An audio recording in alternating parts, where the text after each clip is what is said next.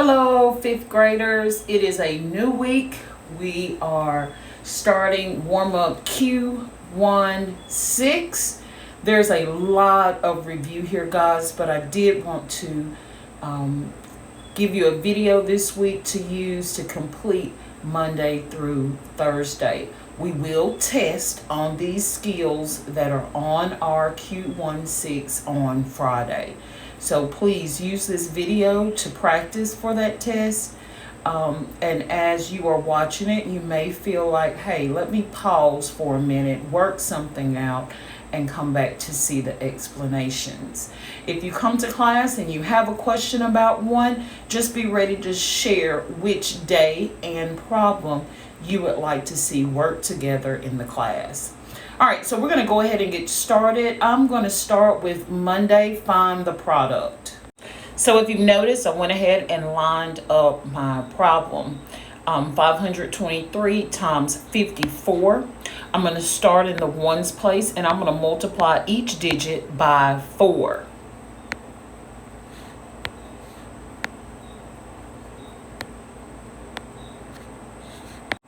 Now I'm going to move to the tens place. I'm going to multiply each of these digits by 5.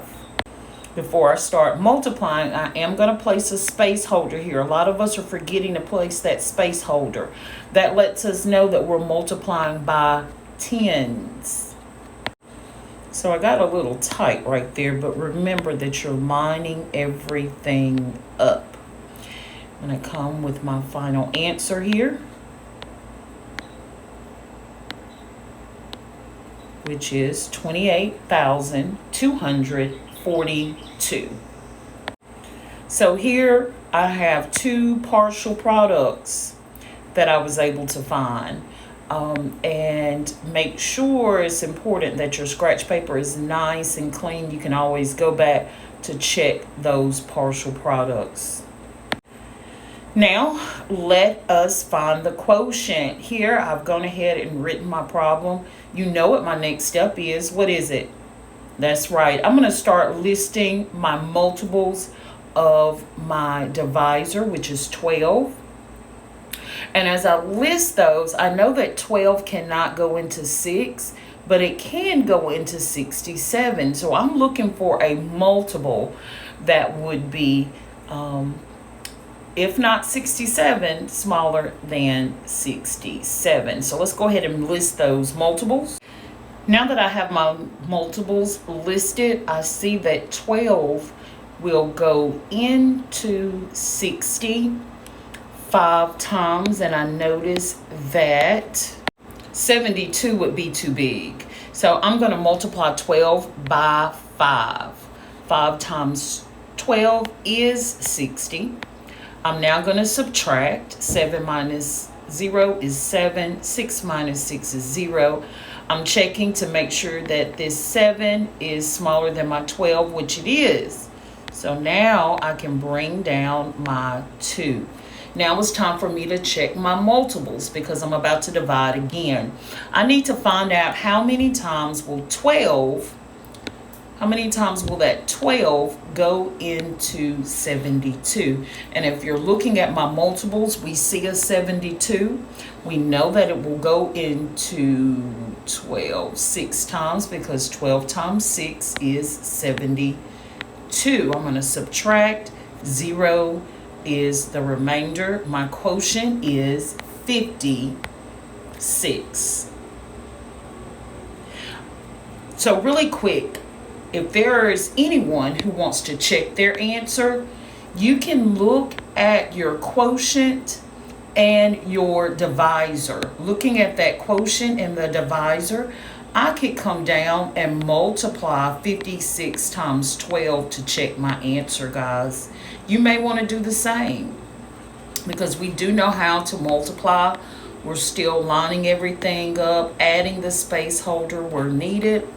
And once I add up my quotient and my divisor, I see that my answer is equal to 672.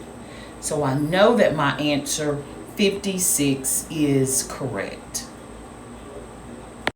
So now let's look at find the sum. We are going to find the sum of decimals. When we are finding the sum of decimals, we must line up the place values. So you see here my place values are lined up as well as my decimal. So I am ready to do some adding here in order to find my sum. I'm going to start with the hundredths place. 5 plus 5 is 10. 7 plus 4 is 11, plus 1 more is 12. I'm going to carry this 1 above the 4.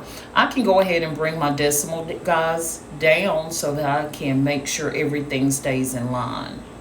4 plus 2 is 6, plus 1 more is 7. 2 plus 1 is 3. The final answer is 37 and 20 hundredths. Some of us could say it as 37 and 2 tenths. We know that these two decimals are equivalent. So now we are ready to find the difference. Guys, remember, if I'm going too fast, pause the video, rework your video, and listen to the step if needed, and then proceed to play the video. All right, so now we're subtracting the hundredths place. 7 minus 4 is 3. 6 minus 5 is 1. I'm going to go ahead and bring down that decimal. 2 minus 0 is 2. 1 minus 1 is 0. Final answer to find the difference is 2 and 13 hundredths. Notice that I did not keep that space holder of 0 that was here. Okay, it is not needed here. So my final answer is 2 and 13 hundredths. We also lucked up because we had no regrouping to do here. All right, let's move on. So my next problem, I am comparing decimals. I am looking for less than, greater than, or equal to. If you've noticed, I have lined up my decimals. And be very careful because the digits are the same, but the place values are different. So you see that I've lined it up here. Some of you may go ahead and place a space holder here to help you out. And a lot of my fifth graders have already looked at the whole numbers to say, hey, 125 is greater than 12. So that lets them know that 125 and 6 tenths is greater than 12 and 56 hundredths. So our next comparison is 74 and 3 tenths compared to 7 and 43 hundredths.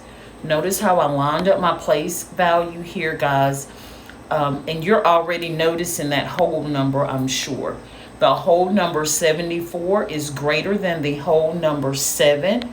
So that tells me that 74 and 3 tenths is greater than 7 and 43 hundredths. Now we're ready to simplify, guys.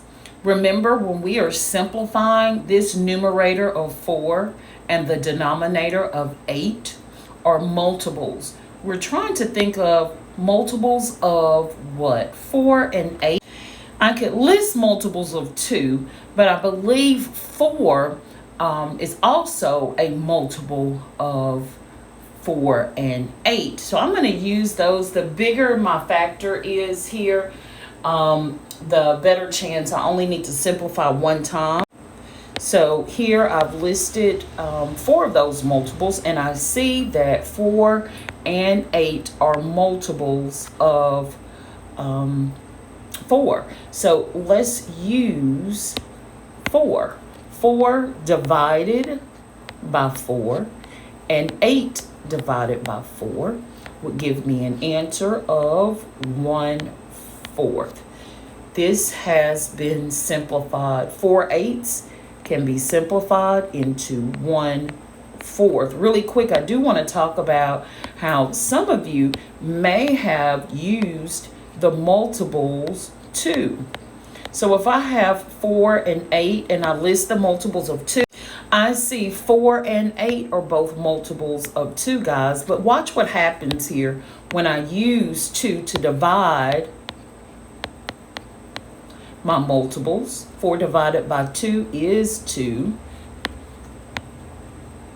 And 8 divided by 2 is 4. But if you notice, 2/4 has not been simplified.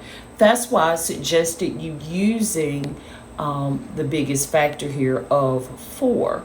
So if you chose 2 to divide by, you notice you still have 2 factors here, or multiples that can be simplified. Again, you can come through and divide these by 2. You know these are both multiples of 2, which will give you a final answer of 1/4. So if you can think of the bigger factor to use, it would definitely save you a step. So now let's simplify 5/20. 5/20. Some of you already know which multiples you want to list here. We know that 5 and 20 are both multiples of 5. So I listed the 5. I see that there's a 5 and a 20.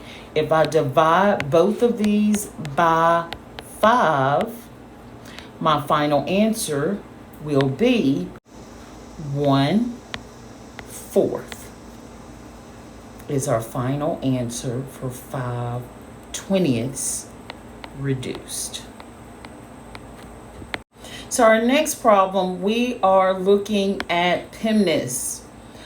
The P for parentheses, the E for exponents, which we know more about now, the M for multiplying, D for division, the A for addition, and the S for subtraction.